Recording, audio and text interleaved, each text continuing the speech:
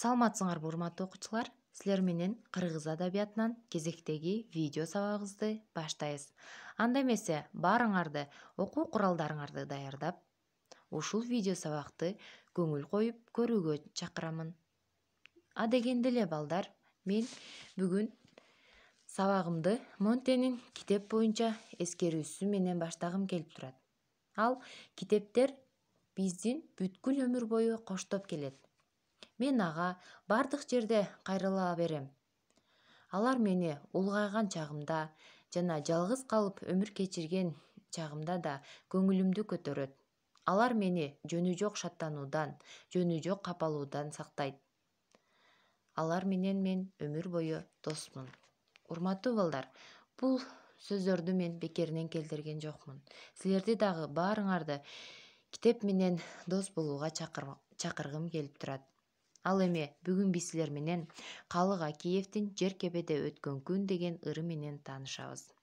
Бүгүнкү сабагыбыздын максаттары: Калык Акиевдин өмүрү, чыгармачылык жолу менен таанышасыңар, Жер кепеде өткөн күн ырынын мааниси боюнча түшүнүк аласыңар, ырды көркөм окуйсуңар, синтвейн түзөсүңөр. Кыргыздын чыгаан комузчусу, акын Калык Акиев 1883 азыркы Жумгал районундагы Кара-Ой айылында туулган.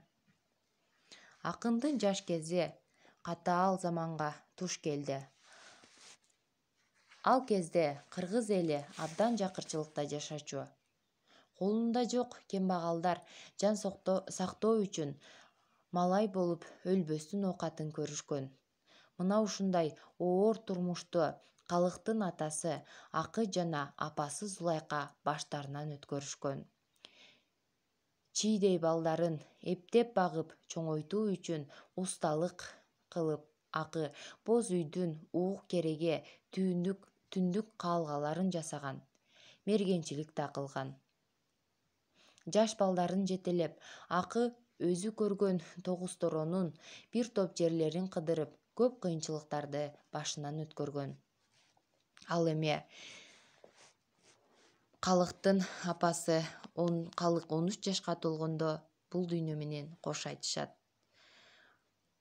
Ал эми Калык болсо абдан мээнеткеч бала болгондуктан өзү мал саап, өзү май сызгырып, бир үйдүн тирилигин өз мойнуна алган.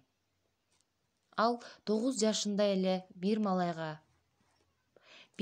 байга малай түшүп, малайлыктын акчасына комуз сатып алган.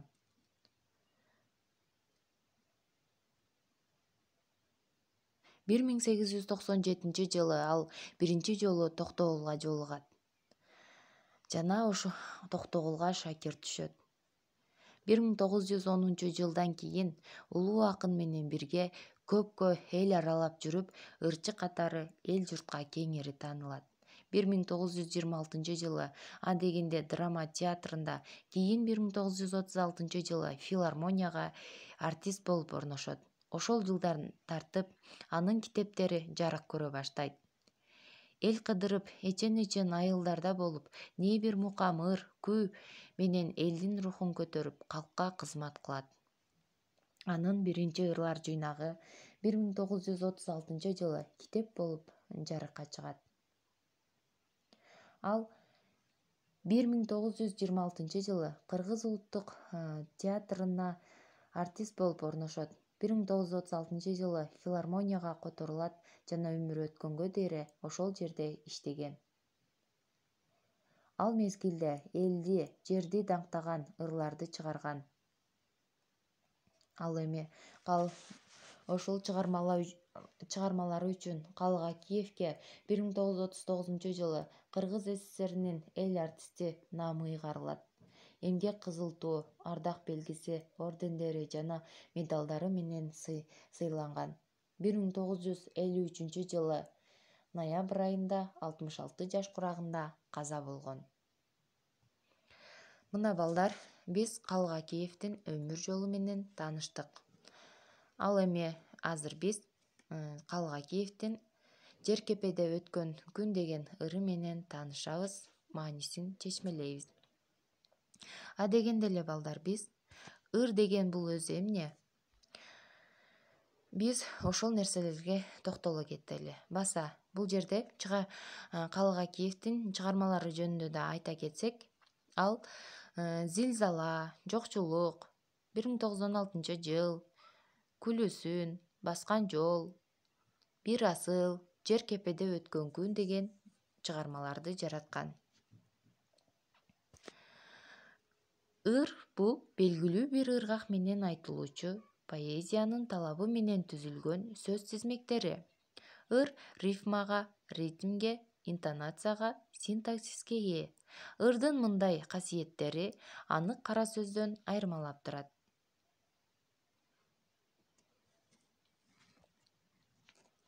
Ал эми Калык Акиевдин Жер кепеде өткөн күн ырынын маани мазмуну болсо төмөндөгүчө. Калык Акиевдин ырында чыныгы турмуштук окуя жазылат. Ырда калыктын атасы акынын оор турмушу баяндалган. Ошол кезде бай-манаптар уруу болуп бөлүнүп, өз ара чабышып турушкан экен. Жеңилген жак жеңгендерге кун төлөп турушкан. Кунду ошол айылдагы бардык эл төлөчү экен. Калыктын атасы акыга ошол жердин байы 12 жылкы төлө деп мойнуна салык салат. Акы кун төлөш үчүн уюн, атын, үйүн берсе да салыктан кутула албайт. Үйү жок калат. Ал мейли мал жанымды алыңыз, бирок үйүмдү албаңыз десе дагы болбой, бай үйүн тартып алат. Ошентип алар жалгыз жалгыз аты менен чиедей балдарын алып, ал жерде түбөлүктүү турууга шарты болбогондуктан жылаңайлак, жылаңбаш дайра кечип, тоо ашып, дал 15 күн жол басып Кетмен төбөгө келишет. Ал жерде жер кепе казып 7 жыл жашашат. Жер кепедеги турмушун акын дал ушул ырында жазып чыгарган. Маанисин ушул ырында көрсөткөн. Мына балдар, ырдын мааниси боюнча тааныштык. Өзүңөр байкагандай, бул жерде дагы өзүнүн басып өткөн жолун, кечирген турмушу жөнүндө айтыптыр Калык.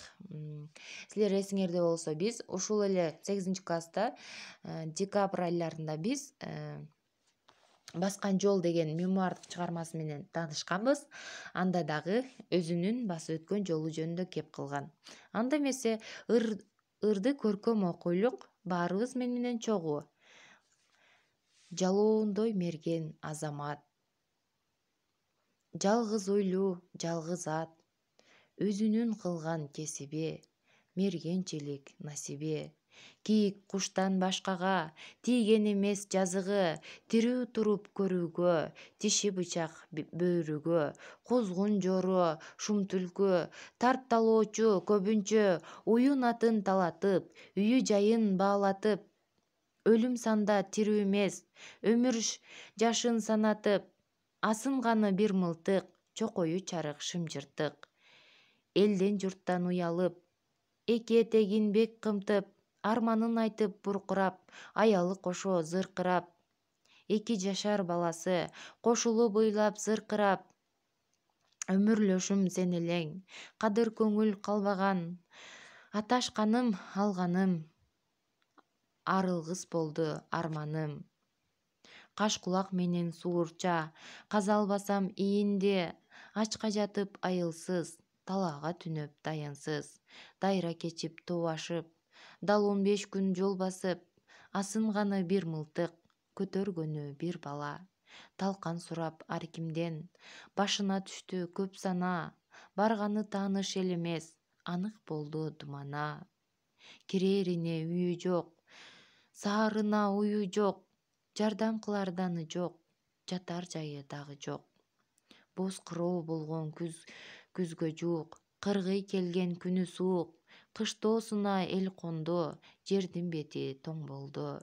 Жер тоңсо да бир кепе, жер тоңсо да бир кепе, казайын деп ойлоду.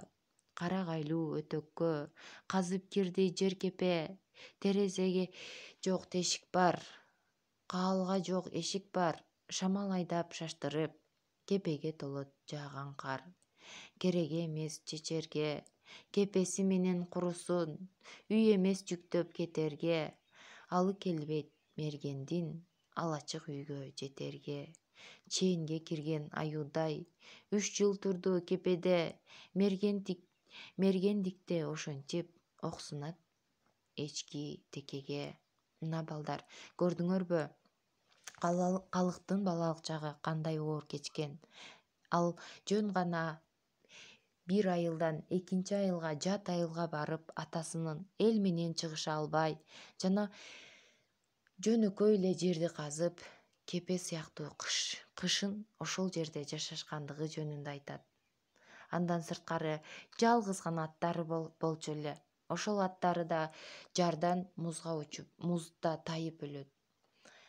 Зулайка менен Акы жалгыз атынын өлүп калгандыгына күйүнсө, ал эми жаш балдар аттын этин жегенге сүйүнүшөт. Мына балдар, көрдүңөрбү? Ошол заманда кандай кыйынчылык күн болсо да, күндөрдү кечирсе дагы калык сынбады. Ал алдына максат коюп, өз көксөгөн максатына жетти. Анын ырларын биз өзү өтсө да, мына 2 кылым болсо да биз эмне кылып жүрөбүз? Окуп, аны дагы деле болсо оозубуздан түшүрбөй айтып жүрөбүз. Анын өзү өлсө да сөздөрү өлбөдү. Демек, сабагыбыздын бүгүнкү тарбиялык максатында бар нерсенин кадырына жетели, бар нерсени барктайлы дейбиз. Урматтуу балдар, силердин азыр жылуу үйүңөр бар. Эч кандай жер кепеде жашабайсыңар. Окуйм десеңер, бардык шартыңар бар. Китеп, дептер, жылуу мектептер. Келгиле, эркибизди жеңип чыгалы дагы баарыбыз окууга жана өз койгон максатыбызга жетүүгө умтулайлы. Ал эми ушул тесттер аркылуу бүгүнкү сабактагы билимиңерди текшерип алгыла. Калыктын апасынын аты ким? Калыктын эң алгачкы китеби кайсы жылы жарыкка чыккан? Жер кепеде өткөн күн ыры эмне жөнүндө? Ушуга улай эле синквейн түзөсүңөр. Синквейн түзүштү билесиңер, э? Синквейн деген бул 5 сап ыр дегенди түшүндүрөт. Биринчи сапка зататооч сөз жазасыңар, экинчи сапка сынатооч, үчүнчү сапка этиш сөздөрдү жазасыңар. Ал эми 4-чү сапка ошол биринчи сапка коюлган зататооч сөздү катыштырып сүйлөм түзөсүңөр. Ал эми 5-чи сапка болсо ошол зататоочко сөздүн синонимдерин жазасыңар. Ушуну менен бүгүнкү сабагыбыз соңуна жетти. Көңүл бурганыңар үчүн рахмат. Саламатта калгыла.